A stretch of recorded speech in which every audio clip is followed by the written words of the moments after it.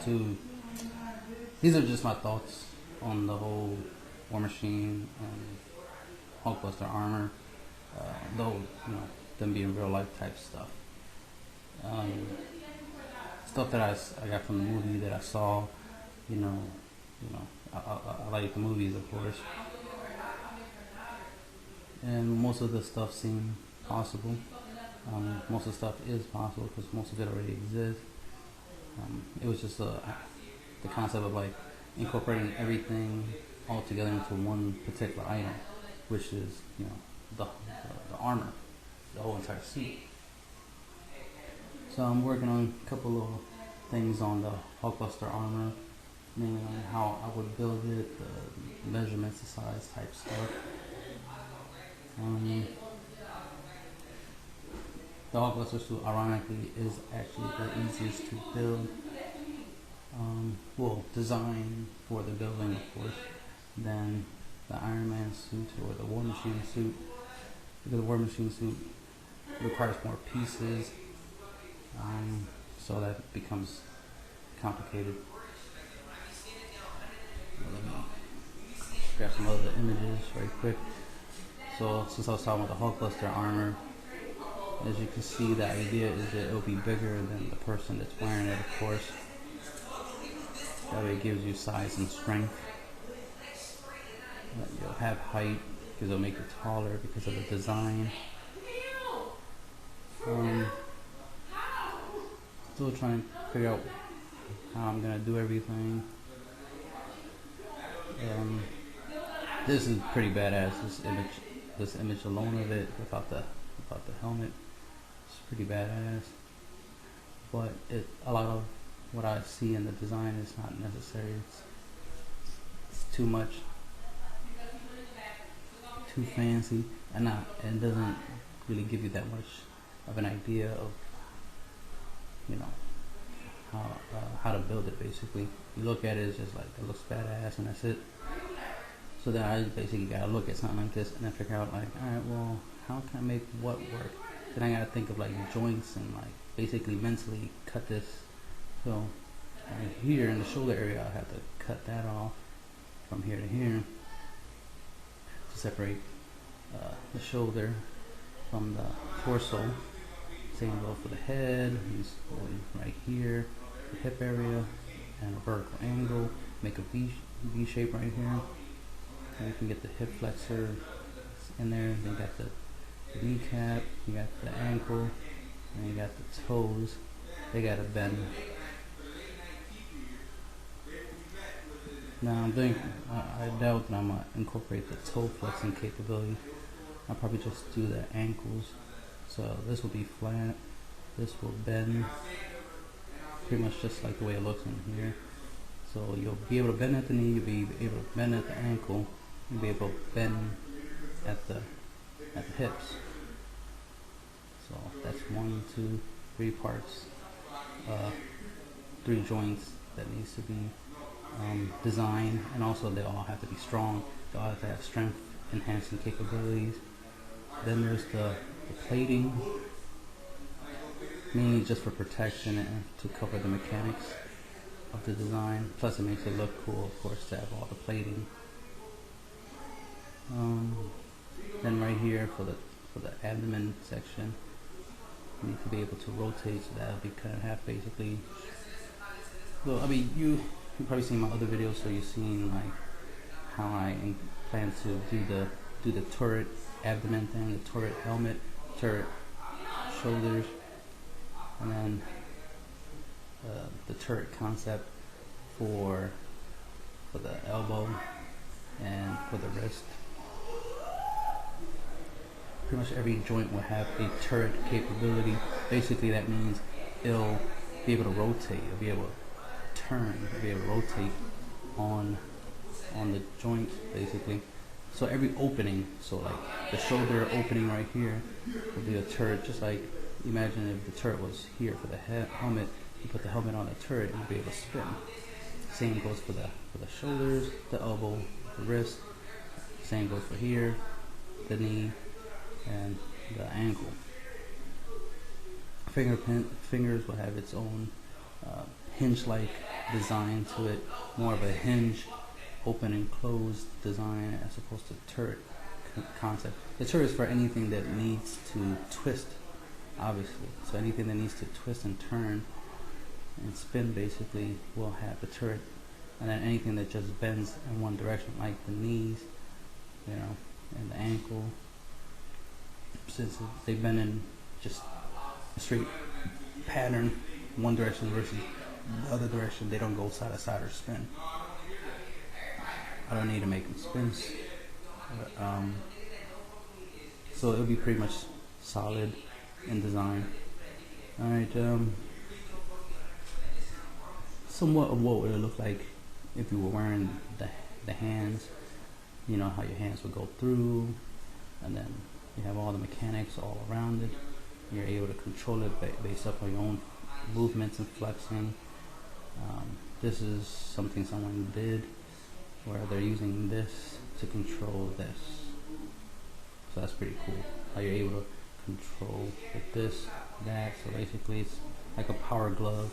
You're able to control this robot with this setup. But instead of these two things being separate, it's all in one, where you're moving in here and then you're moving the whole actual suit that you're wearing. So you're actually wearing the robot and controlling it with a system similar to this. Alright, Tony Stark's flight test in the movie was pretty cool.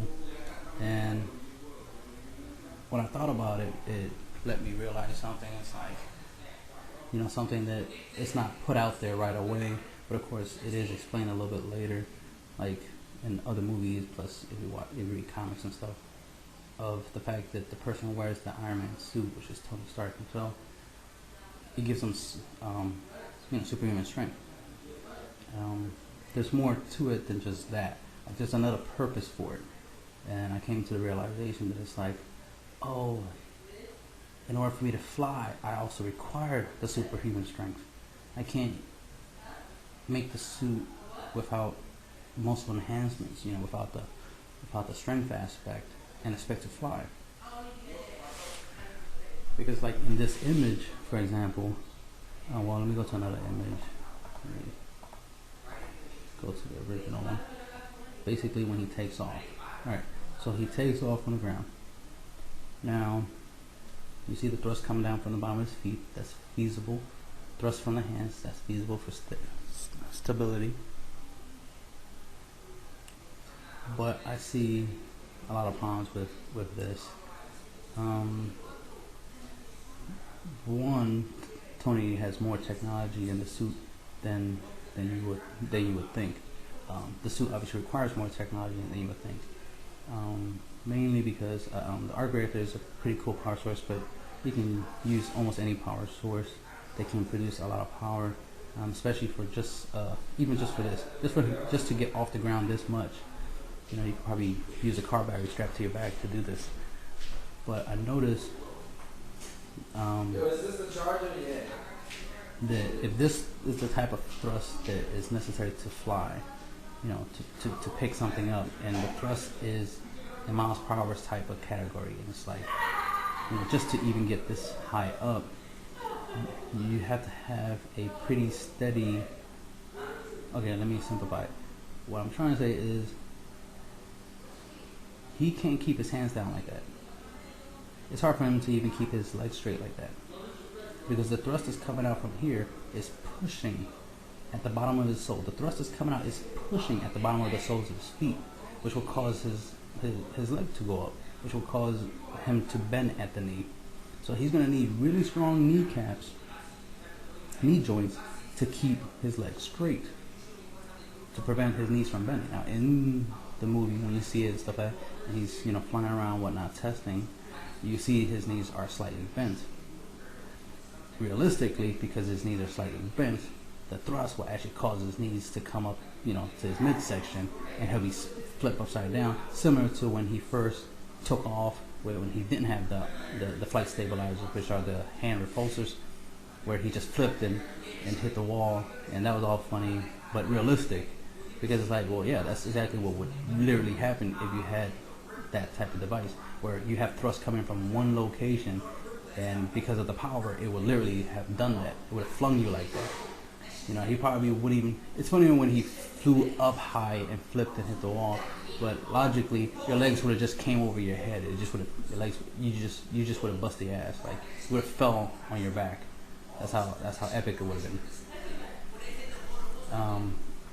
So that right there is important to consider. But in order to control it, to keep your legs straight, and to keep the thrust going, you know, vertical, going straight down, so it lifts you up, you need a lot of leg strength.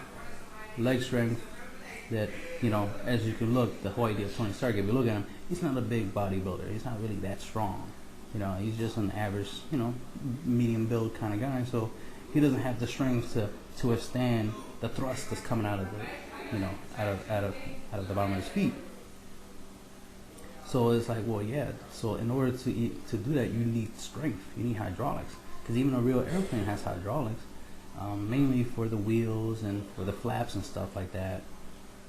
But just logically, it's like, you know, you need a sturdy form. And since the body is pretty flexible, you know, at the joints and stuff like that, and bends and moves, since he's not rigid. That's the thing I'm trying to point out. Since he's not rigid, he's not solid.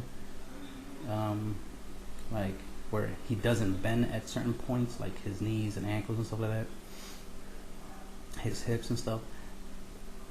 Because he is flexible, this is almost impossible. Like, he wouldn't be just hovering like that for fun. Like, you know, he would be spinning out of control. So I took that into consideration. Now, for movie purposes, it just looks awesome. It's pretty cool. It's like, yeah, hey, it's a fictional movie, so enjoy the awesomeness of the fiction. But logically, if I were to create this, I would need more than just the arms, the arc reactor, and the boot jets. I would need way more than that, because I would literally need the whole suit in order to properly use the repulsors and the thrusters to even achieve flight. Even just this little bit off the ground, because I need the whole suit to be designed and capable of giving me that extra strength that I can hold the thrust. Because you're really, think about it, the thrust that's coming out of your hands is like it's pushing at your hands, so your elbows will bend. The idea is you have to push against that, so it's almost like you're like pushing the world down, literally, or something like a wall's closing in on you. You got to push the wall away. So that's the thing. This is force. This is an actual force that's coming out. So you gotta have. It's the whole what is it called? It's the, you know, equal, for every action there's an equal and opposite reaction. So because of that concept, is that if let's say there's 1,000 pounds of pressure coming out this way, there needs to be, on the opposite end, there needs to be 1,000 pounds of something to withstand that, to you know, to be able to not to be thrown around. You know, a piece of paper with a jetpack on it ain't gonna do so well. You know what I mean? So I started noticing that and started thinking, like, you know what? I can't do the suit unless I have that. I have to have the strength aspect to the suit. If I'm going to even hover even inches off the ground, I'm gonna need some, you know, the suit needs to be able to have the strength.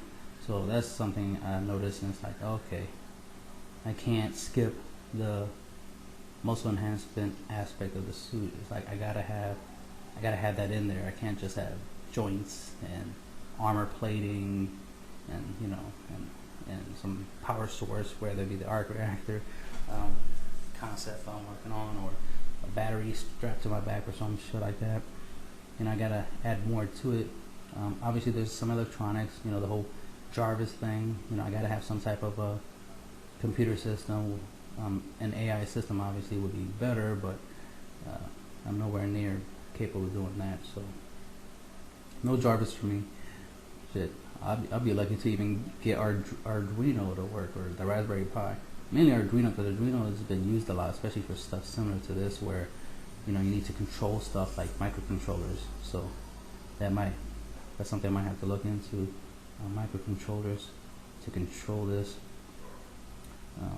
Might even have to create a flight system, like a flight program, where it specifically is made to control the suit. Where it's like I literally probably give a voice command like flight mode, and it'll literally start activating every aspect that I need, like to lock the knees, to lock the elbows, to lock the wrists and stuff, like to lock as much as possible.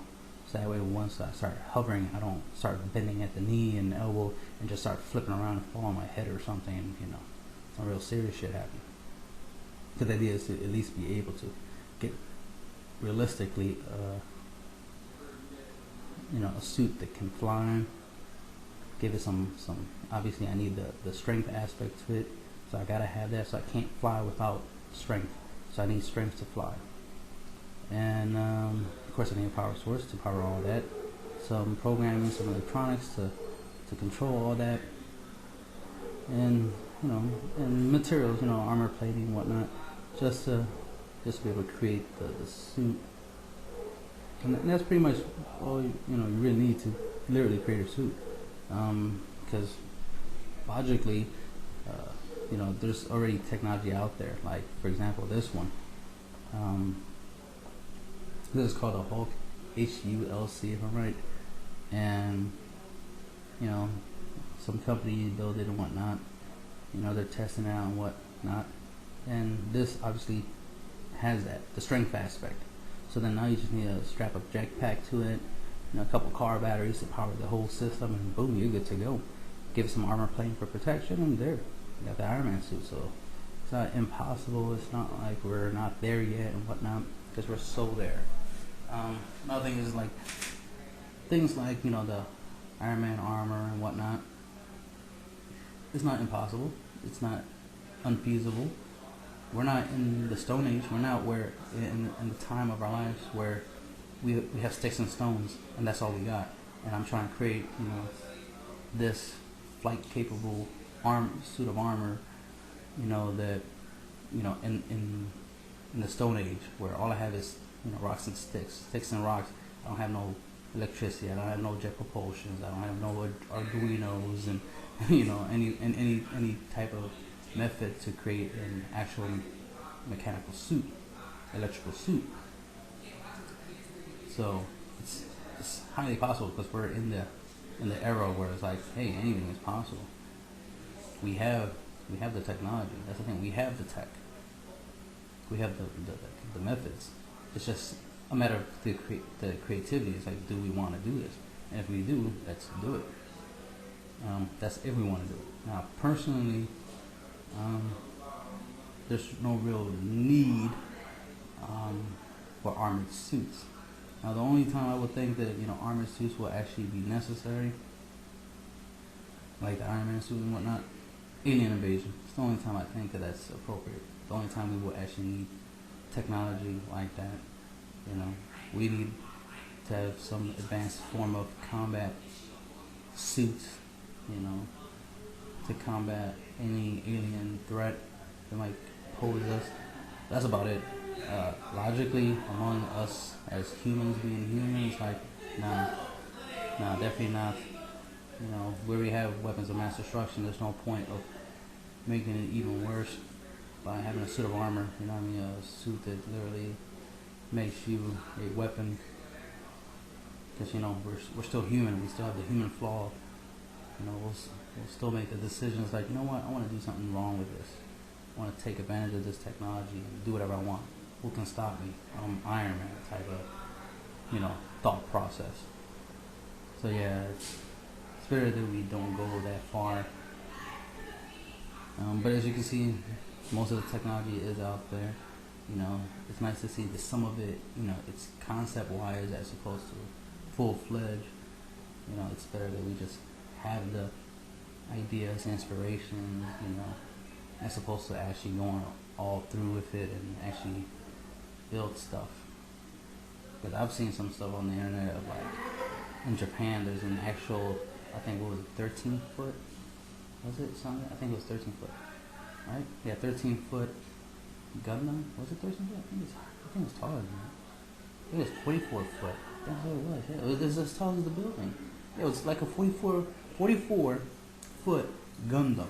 Like literally, it was a big giant robot in front of like a university or something. I don't know what it was. I was like, wait a minute, that's actually there. There's actually a 44-foot giant robot in front of a building in Japan. And they did not give the idea that it was just like a statue or like, they gave the impression that it's a fully functional Gundam. It's like, that's not cool. I mean, cool concept, cool idea, cool that it was capable, it was possible to do it. Not cool that it actually is there. There's actually, like, especially if it's functional. It's like, okay, that's not. Anyway, that's just my own personal thought. It's like, I like. There's things that should stay fantasy. Like, that's my personal thoughts. Certain things should stay fantasy, even though I am, designing and planning on eventually building my own Warmachine and Hulkbuster armor. It's more for my engineering curiosity, just so I can have something I could test. Because I always like doing little projects. Like, I've worked on making my own Batmobile once. You know what I mean? And I did it, so I pretty much know how to make Batmobile. Now, I haven't made it out of real materials and whatnot, like metal and car engine and all that stuff, and actually created a Batmobile where I could drive. I made a large size model, almost the size of a table, and it functioned, it worked. It was a proof of concept. That's the best way to put it. Just a proof of concept. So just so I can say, hey, I did it, I know how to do it, and I have the knowledge. And that's the main thing for me, is the knowledge, the ability to do it, as opposed to just actually have it. Like, I mean, I do have plans to someday actually build my own Batmobile that I can have to actually drive from time to time. That'd be cool. Since it'd be, it's a vehicle, and I get it registered and all that typical stuff. So that's something I would do. I would build the Batmobile, not for sale or anything like that. Of course, it's just because I can.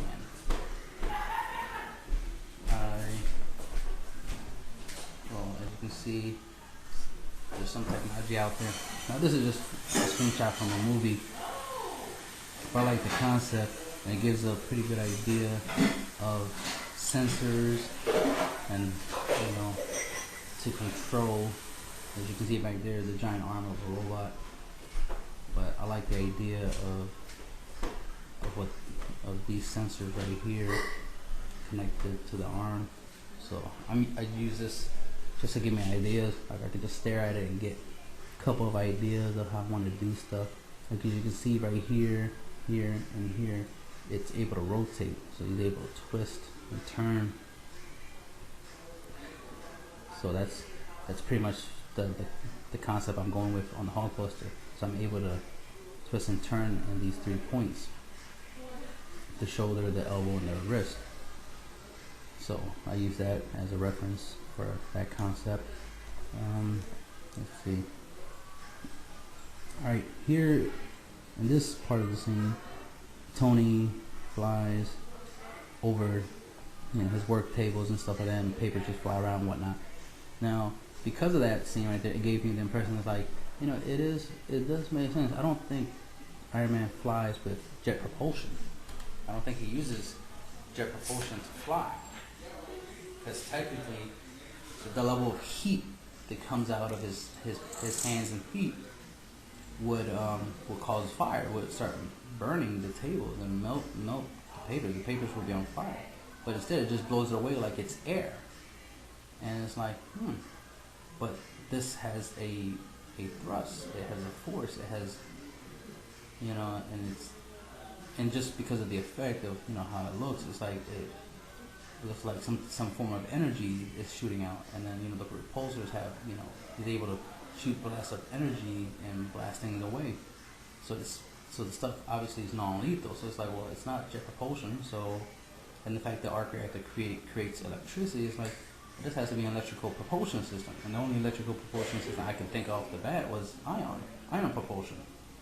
That's like, well, for this to be feasible, like, well, this has to be ion propulsion. Tony would have had to come up with a, really awesome way of creating small miniaturized, jet propulsion. He's able to convert electricity into ionic thrust at a high velocity that he's able to produce thrust. That's another thing. You gotta realize that how small his hands and feet are. That they're small. They're like the thrust that comes out of these devices are like, the size of a say the size of a cookie. Like, think of a chocolate chip cookie, like the size of that. Like an average medium-sized cookie. The thrust comes out of a hole that's similar to that. So then it's like, okay, so if the thrusts are coming out of that and it doesn't burn, doesn't create heat, it's probably ionic. So that's what I thought. I was like, ion propulsion. It's like, well, if you see on YouTube videos, there's some YouTube videos out there of ion lifters and stuff like that, where they use, electricity and create ozone or whatever you want to call it to create lifts, and they create these little lifters. And it's like, well, that's pretty good. I mean, the amount of thrust that it produces for the weight of the lifter is like, if you can multiply that, for human flight, then it's like, well, there you go, ion propulsion. Even NASA is working on ion propulsion for space travel. So if even NASA is using working on ion propulsion, they have some ion engines and this and that. And if I'm right, there is one satellite or orbiter or whatever it's called. They have something out there in space right now that actually uses ion propulsion. I think some of the satellites use ion propulsion to redirect itself to move around. So the technology exists, and that's where I got the idea. It's not like I came up with ion propulsion. It exists. It's just, I knew about it. It's like, all right, ion propulsion, and it's logical. It's like, well, he creates electricity, through the arc reactor, and it lasts longer than fuel.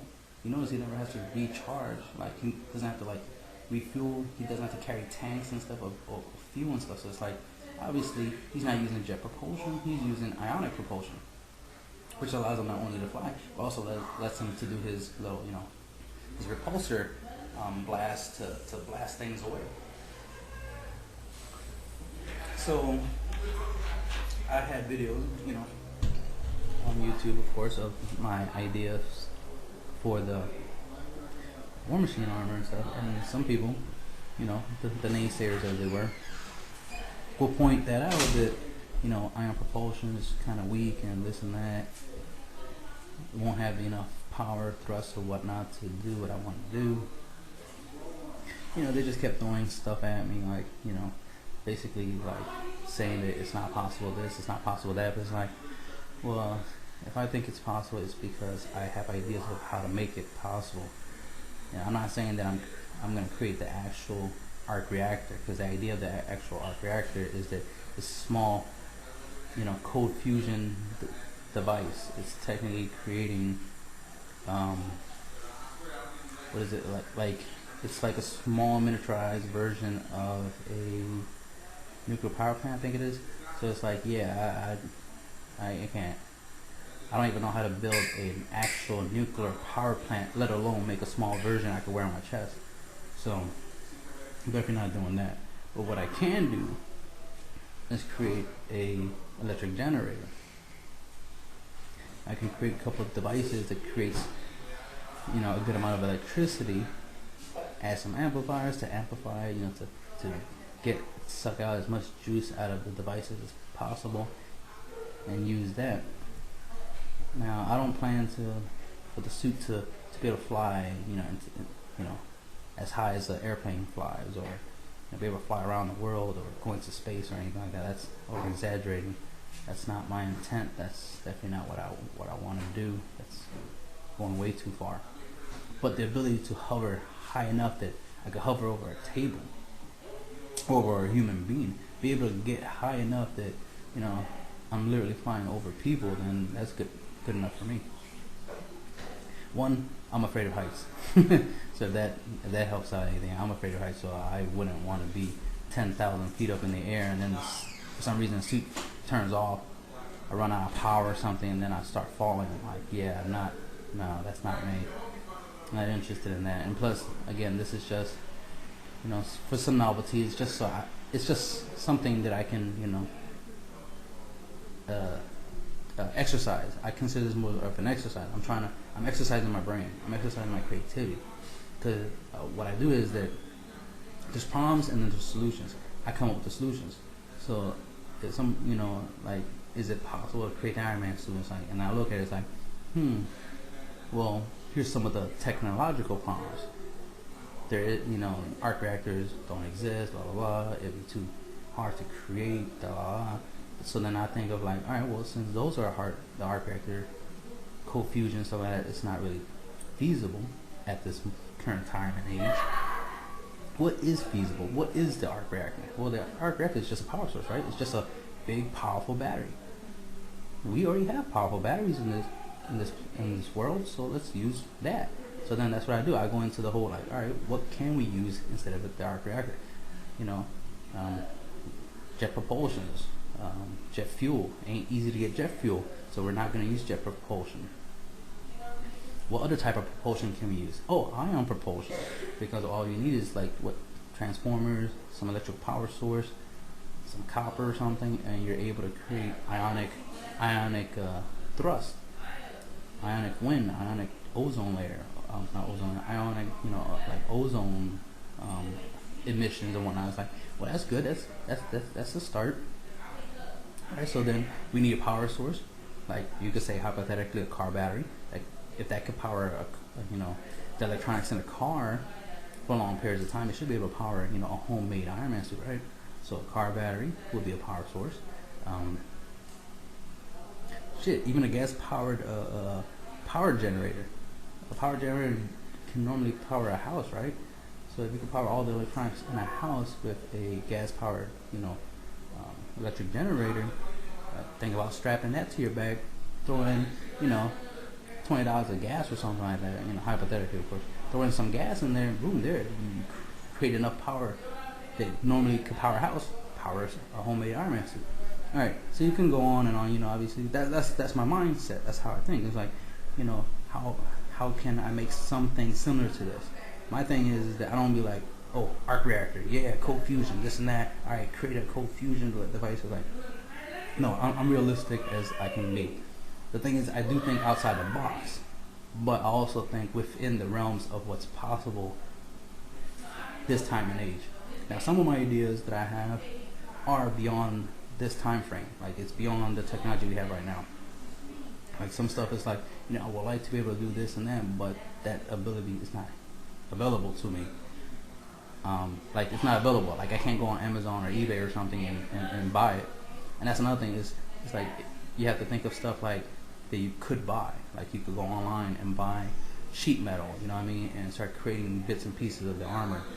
You could buy wires online, right? There's you know, you could buy a car battery online, or you can go to like what's it called, like a auto parts store or something, like, or Pep Boys or something, and go buy a car battery. You know what I mean? These are things that are feasible. These are things like, you know, you can do. You can go get these things. You go Radio Shack and get a whole bunch of Arduinos, right? A whole bunch of those breadboards, and start making your own circuitry. Like, it's not impossible. We're in the age of do it yourself. We're in the age where anything is possible as long as you have the creativity and the know-how. And, of course, Google and YouTube, right? The power of YouTube. I mean, Google. I Google everything, you know what I mean, currently. I mean, a lot of stuff I just already know. You know, a lot of stuff is actually hard for me to Google. Like, I've spent like hours. Like, there was one time I spent like literally 16 hours straight trying to Google something. Just trying to figure out, you know, if I can find it. And it was very, very complicated, very hard to find. Because sometimes it's hard to, you know, express an idea. Like, you think of something in your head, and you think like it should already exist. So then you go out there, in Google and try to find it. But sometimes it's hard to, verbally articulate it. It's hard to describe it. And sometimes I even go as far as describing it and hoping maybe that might work out. Like maybe by describing, what it is, like, oh, a piece of metal with a hole in it, bent at a 90-degree angle. I'll go that crazy just so I can find an image of what I'm looking for, or something that might be available for sale that I could purchase to help me with something. Sometimes I just gotta, wing it. Sometimes I gotta find bits and pieces of something, and then Photoshop it together. Take the pieces individually and Photoshop it to make an image of what I was trying to find in the first place. So I can't always find everything on Google. You know what I mean? There's a lot I can, but not everything I can find on Google. So sometimes you gotta make shit up, right? You gotta make your own shit.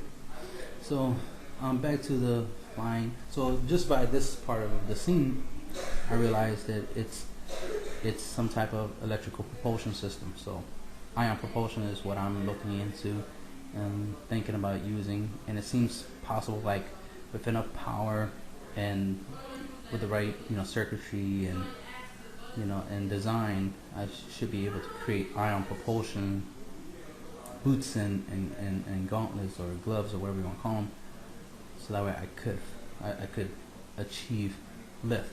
Not necessarily full flight, but lift is enough. As long as I can get off the ground and I'm moving around and stuff, and that'll be enough for me. That's enough of an achievement for me. I'm like, yeah, look at me, haha.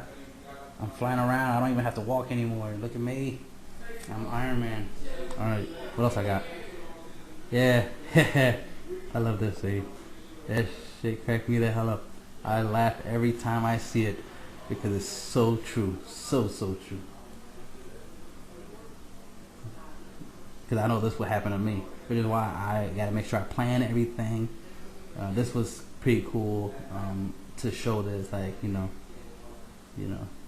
trial and error, and that's the point. This was trial and error. This is when he realized, yeah, he needs flight stabilizers. Boot jets are not gonna cut it. And of course, this is him. I think this is when he was going to land, when he was about to cut it off. Yeah, I already showed those stuff. All right. Another thing that's cool is that you Google and you look around and you try to find stuff, and a lot of stuff has already been done. Like Peppercura, I think it's called Peppercura. Like, there's people already out there who made fiberglass. As you can see in this image, sheet metal. I think this is probably aluminum. No, it's sheet metal. I think it is sheet metal. Could be aluminum, but it does look like sheet metal. Anyway, the point is like, it's people already, done all the work, all the little fine details, and they created the files, and I even have them on how to, create most of the stuff. And I would need is actual materials to actually build. So people have built, the Iron Man armor and Warmachine armor, and I saw somebody was working on the Hulkbuster armor, which is pretty cool. But the thing is, it's been done. It's just no flight. They don't have flight capabilities, of course. They don't have the bulletproofness and the explosiveness protections, of course, because they're just costumes. But they don't have the power source, like an arc reactor. But they do have power source, some portable batteries, some USB rechargeable batteries and whatnot that they use to power their suits. They use Arduino and all that other good stuff. But it's just the idea that, hey, look, it's not impossible. I mean, I could just look at this image and I'll be like, all right, so so hinges will go here, so this opens and closes, so I could put it, so I could be able to put it on and stuff like that.